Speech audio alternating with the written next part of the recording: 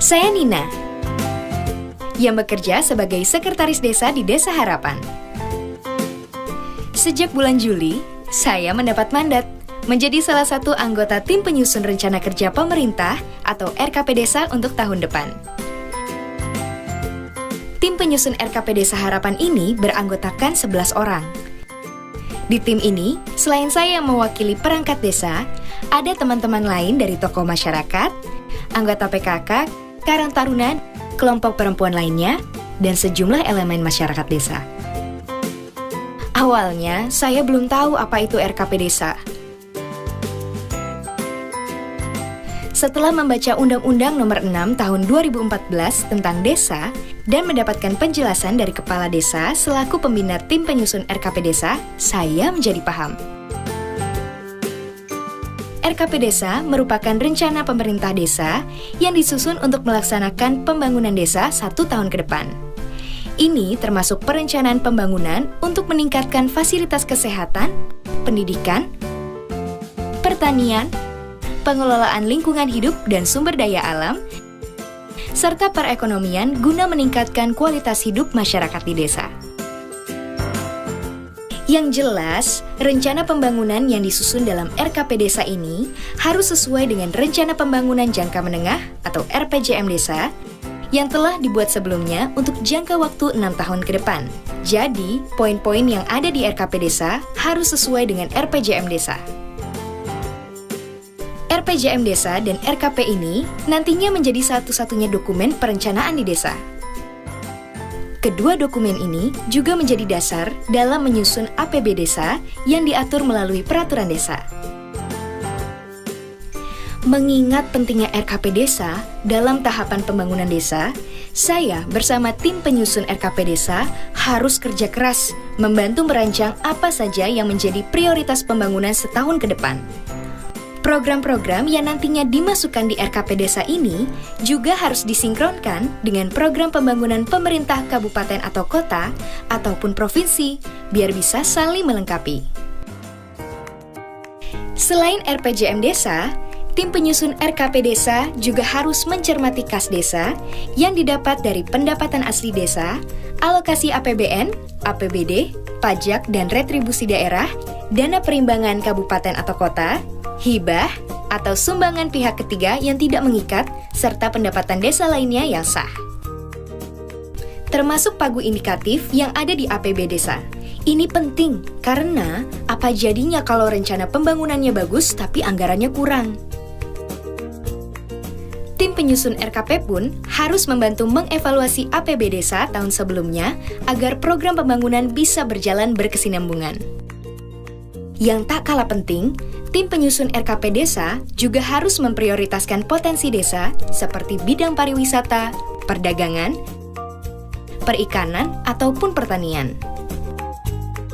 Potensi desa yang ada bisa dijadikan alternatif untuk membentuk badan usaha milik desa biar bisa menambah pendapatan asli desa. Ini adalah data tentang berapa jumlah penduduk miskin, pengangguran, anak putus sekolah, penderita gizi buruk, ataupun kematian ibu, bayi, dan anak balita. Kalau jumlahnya meningkat drastis, RKP Desa bisa memfokuskan pada masalah tersebut. Misalnya, kalau ternyata tiba-tiba jumlah gizi buruk di suatu desa meningkat dengan pesat, tim penyusun RKP Desa bisa merancang program pembangunan fasilitas kesehatan atau penyediaan makanan bergizi. Walaupun di dalam RPJM Desa tidak ada, program tersebut bisa dimasukkan dalam RKP Desa karena masuk dalam kategori rawan dan butuh penanganan secara cepat. Memasuki bulan Agustus, RKP Desa selesai disusun dan tinggal disosialisasikan melalui musyawarah yang melibatkan masyarakat desa, Badan Permusyawaratan Desa atau BPD, pemerintah kecamatan, kabupaten atau kota, dan provinsi, serta kepala desa dan perangkat desa. Saya bersama tim penyusun RKP Desa bertugas membantu memfasilitasi pihak-pihak terkait tersebut untuk melakukan musyawarah desa ini.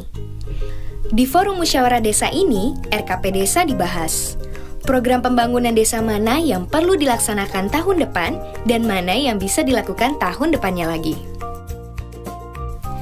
Setelah dimusyawarahkan, bulan September, RKP Desa dituangkan menjadi rancangan peraturan desa tentang RKP Desa. Rancangan ini disepakati bersama oleh Kepala Desa dan BPD paling lambat bulan Oktober tahun berjalan. Lalu, rancangan ini disampaikan oleh Kepala Desa kepada Bupati atau Wali Kota melalui camat paling lambat 3 hari sejak disepakati untuk dievaluasi. Bupati atau wali kota pun dapat mendelegasikan evaluasi rancangan peraturan desa ini kepada camat. Nah, baru setelah dirasa memenuhi syarat, peraturan desa tentang RKP Desa dapat ditetapkan paling lambat tanggal 31 Desember tahun anggaran berjalan. Setelah disahkan, peraturan ini bisa dijalankan untuk 1 tahun ke depan, yakni mulai bulan Januari hingga Desember. Sebagai pelaksana pembangunan desa, pemerintah desa wajib memberitahukan kepada masyarakat mengenai peraturan desa yang mencakup pembangunan desa selama setahun ke depan yang telah disepakati bersama antara masyarakat dan pemerintah desa. Tak lupa, tim penyusun harus menelaah data kerawanan desa dalam RKP Desa. Pemerintah desa juga harus mensosialisasikan pelaksanaan dan pertanggungjawaban pembangunan ini pada setiap semester, yaitu bulan Juli dan Januari. Sekarang, tugas saya bersama perwakilan masyarakat yang diberi amanat menyusun RKP Desa sudah selesai. Nah, kini kita sebagai masyarakat desa tinggal mengawal pelaksanaan pembangunan yang telah kita rancang bersama tersebut. Tapi jangan lupa, kita semua sebagai masyarakat desa juga harus mengawasi program yang sedang berjalan sekarang ini, hasil implementasi RKP Desa tahun sebelumnya.